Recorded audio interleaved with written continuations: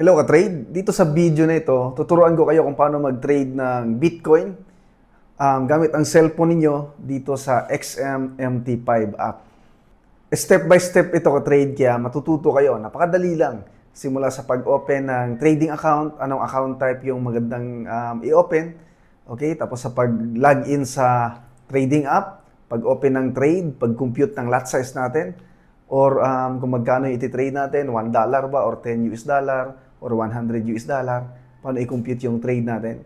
Tapos, paano mag-profit, paano mag-loss, lahat ka-trade. Okay, so step 1, kailangan nyo muna mag-open ng trading account.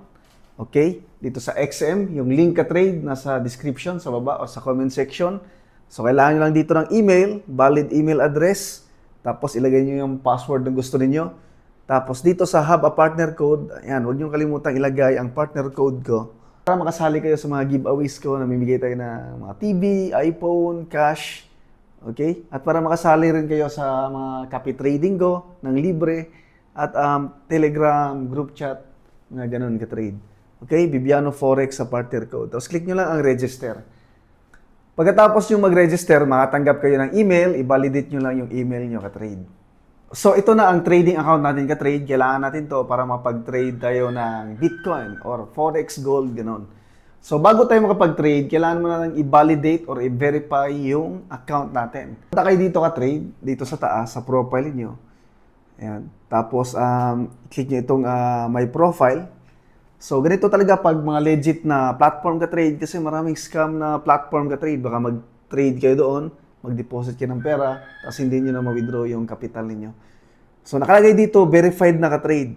So, kapag hindi pa verified yung account niyo, kailangan nyo mag-upload ng isang valid ID. Okay, driver's license, tapos isang proof of address, mga utility bills or bank statement. Okay, para mapag-trade na kayo. Next step ka-trade, mag-open tayo ng MT5 Ultra Low account. So, ito yung account type na maganda mag-trade sa crypto. So, dito sa homepage ka-trade, ito sa homepage, ayan, scroll nyo lang, okay? Hanapin nyo lang dyan, hanggang dumating kayo dito sa, ito, Open Additional Account. Kasi automatic, meron tayong MT5 account dyan, kaso standard account yan, mag-open din ng Ultra Low Standard. Click mo lang yung Open Additional Account. Okay? So, piliin nyo MT5 ka-trade, okay na yan, tapos continue. Tapos, okay, standard kasi yung random na naka-open sa inyo, kaya ang i-recommend ko itong Ultra Low Standard. Ito yung piliin natin ka-trade. Okay, next. Okay, click nyo ang continue. Okay, leverage 1,000:1, base currency USD, Ultra Low Standard. Tapos sa partner code ka-trade, lagi nyo ilagay yung partner code ko para laging kasali yung account niyo sa Forex giveaway natin. At kung may mga EA ako, copy trading, group chat, mga signals, sa group chat, pwede kayong makasali. Okay? Tapos, click mo lang ang continue. Okay? Bibiano Forex yung partner code ka-trade. Pagdating dito, ilagay mo yung password na gusto mo. Dapat masunod mo itong nakalagay dito. So, ayan. Check na lahat. Okay? Click natin ang complete. So, ganoon lang kadali ka-trade na kapag open tayo ng additional MT5 account. Ito na yung trading account natin na ilalagin natin sa trading app. Ayan. MetaTrader login. Ito yung MT5 ID natin. Platform MT5, i-download natin yung app mamaya. Okay, tapos ito yung server natin. Pwede ito yung screenshot ka-trade or makikita nyo rin to sa email niyo. So, ang next step ka-trade ay i-download natin ang trading app sa cellphone natin. Ito, parang cellphone lang din ito. Okay, kasi doon tayo magte-trade. Okay, so punta kayo sa Play Store ka-trade. Okay, Android or iPhone, pwede. I-search sa inyo ang MetaTrader 5. Tapos lalabas ito, MetaTrader 5, Forex Stocks. Okay, click mo yung install.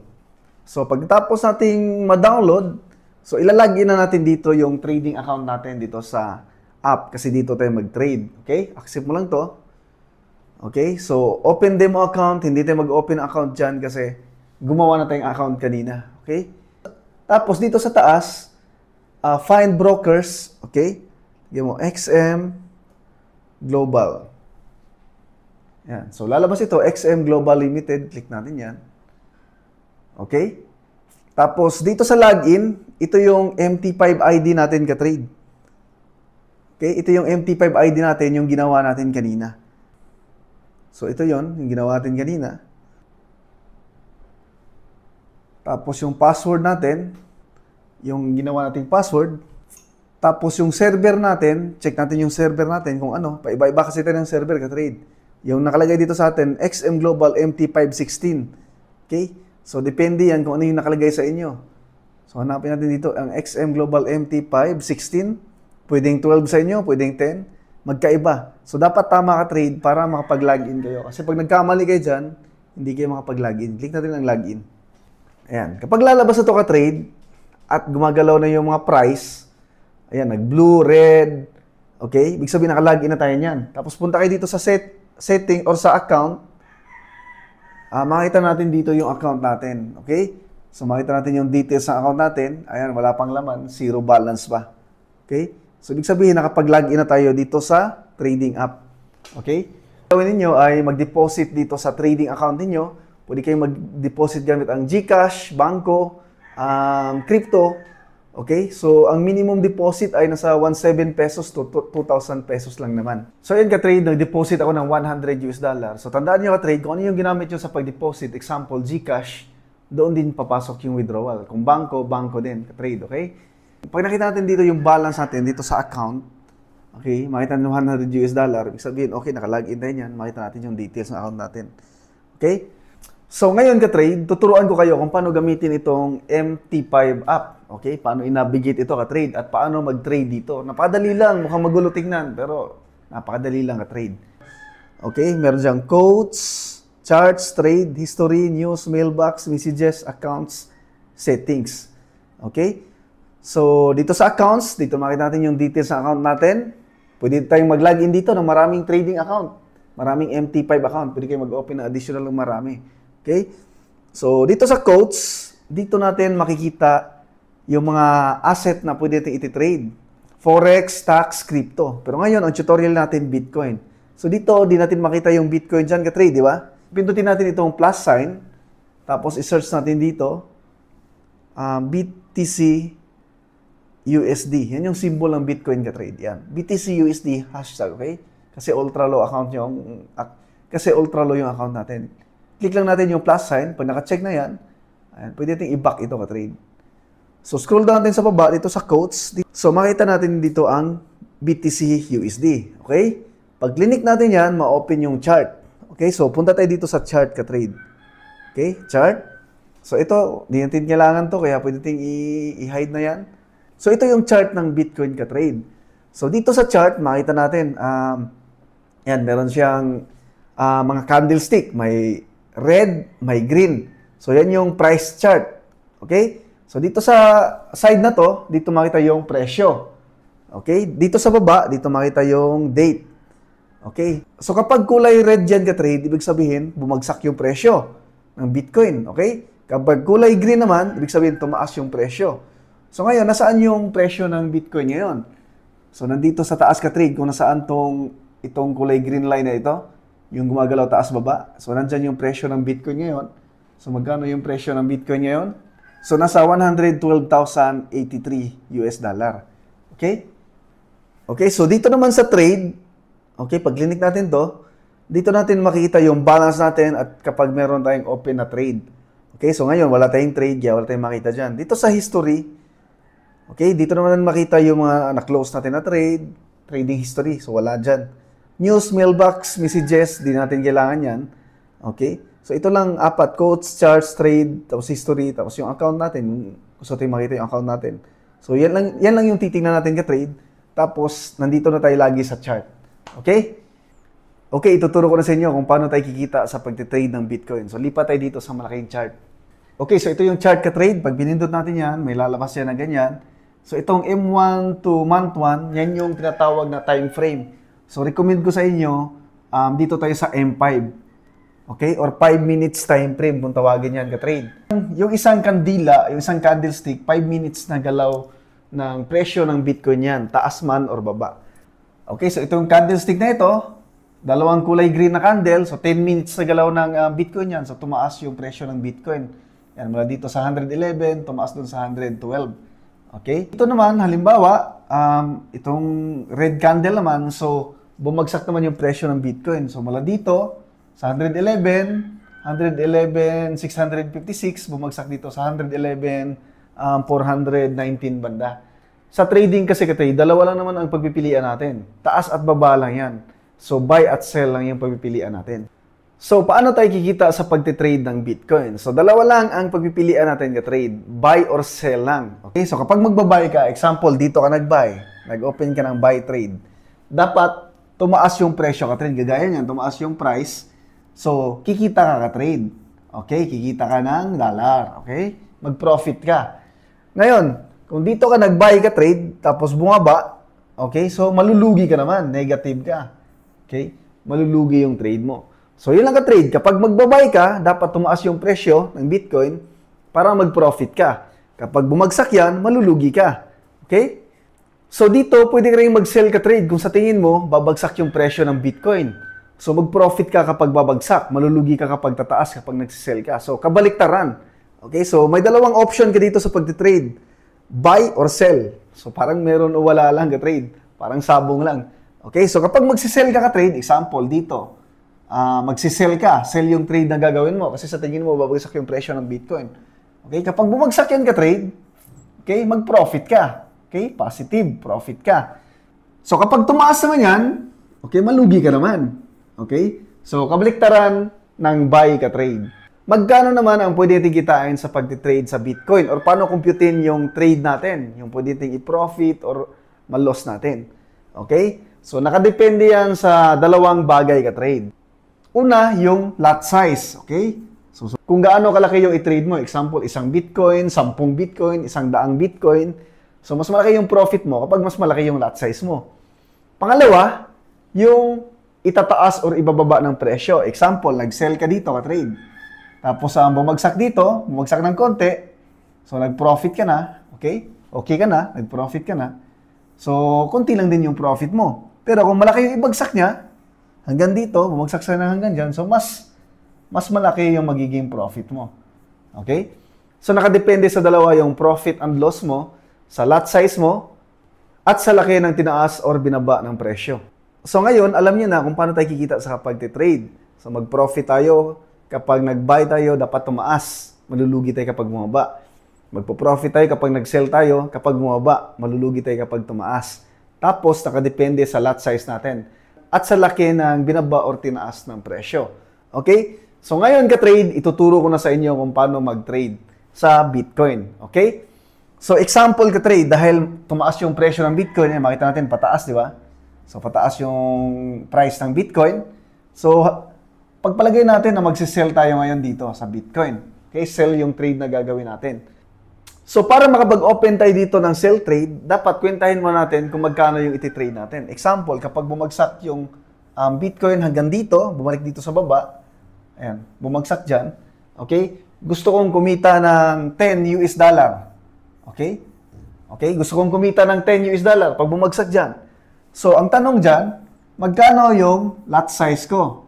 Okay? Magkano yung lots or yung volume na iti-trade ko sa Bitcoin? Magkano yung Bitcoin yung isi-sell ko? Okay, so madali lang ka-trade. Kukumputin natin yan. Okay, sa cellphone niyo ka-trade, hanapin niyo itong crosshair, pindutin niyo yan. Okay? So, lalabas itong crosshair ka-trade, ito. So, tapat nyo lang dito kung saan yung presyo ngayon. Ayan. Okay, tapat nyo dyan. Tapat natin dito, tapos hold natin ka-trade, pindutin din natin dito. Okay? So, ang gamit ito ka-trade para makompute natin kung yung presyo ng Bitcoin mula dito sa 112, pagbaba dito sa 111, ilang dollar yung ibababa ng presyo. So, makita natin ka-trade. So, bababa siya ng 830. Okay, ulit. Ayan, 825 US dollar. Pag bumaba, galing doon, yung presyo hanggang dito sa baba. So, 825 US dollar yung ibabagsak ng presyo ng Bitcoin. Okay. So, para makuha natin yung lot size natin, so, magkano yung gusto nating profit? 10 US dollar, di ba? Okay. So, i-divide lang natin yan dito sa 825. Okay. Divide 825. Okay? So, ang lot size natin ka-trade ay 0.012. So, ito yung amount ng Bitcoin na isi-sell natin para kapag bumaba yung presyo dito, magpo-profit tayo ng 10 US dollar. Okay? So, ngayon, pwede tayong mag-trade ka-trade. Pwede tayong mag-sell. So, paano mag-trade? Okay? So, dito sa taas, hanapin nyo itong button na ito ka-trade ito. Yan. So, lalabas yung buy tsaka sell button. Ayan. So, kadalasan sa taas yan lalabas, pero dito sa akin, sa baba lumabas ka trade. So, makita natin, ito yung sell button. May nakalagay dyan sell. Okay? So, ito naman yung buy button. May nakalagay dyan na buy. Okay? Tapos, dito sa gitna, ito yung lot size or yung volume or trade size. So, 0.012 yung trade natin or yung lot size natin. 0.012. Kaso, makita natin, hanggang 2 decimal point lang siya. Kaya, round off lang natin, 0.01 lang yung trade size natin. Okay? Or yung lot size natin. Check. Okay, ngayon, dahil sell trade yung gagawin natin, so, itong sell button yung pipindutin natin. Click natin yung sell button. Okay, so, lalabas yan. Nakalagay dyan, sell done. So, i-check natin dito sa trade natin. Yan, trade. So, lalabas yung information ng trade natin. Bitcoin. Ayan, nag-sell tayo. Okay, nag-sell tayo. So, sa ngayon, ayan, negative pa siya ng 0.78 US dollar yung profit niya. Kapag kulay red, ibig sabihin negative pa yan. Kapag magkulay blue, profit na. So, may lalabas din dito na line, yan, red line. Okay? So, nakalagay dyan na nag-sell tayo ng 0.01 lot size ng Bitcoin. So, ganun lang kadali mag-open ng trade, mag-sell trade. Okay? So, ngayon, check natin kung tama yung kwenta natin ng trade natin.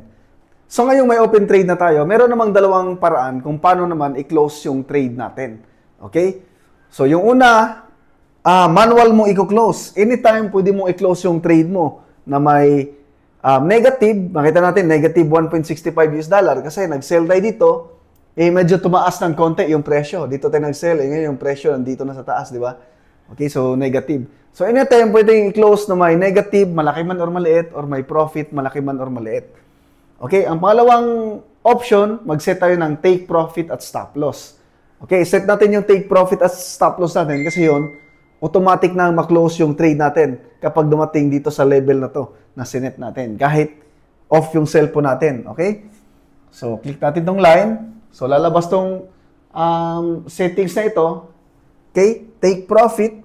Lalabas tong line na ito, itong green line.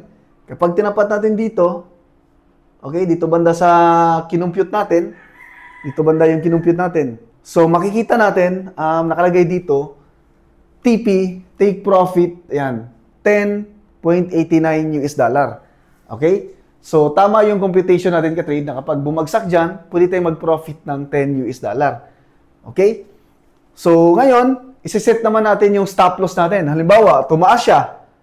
Okay? Diba, naka-sell tayo, dapat bumaba para mag-profit. Kung tumaas, magkano naman yung ililimit natin or yung stop loss natin, yung limit loss.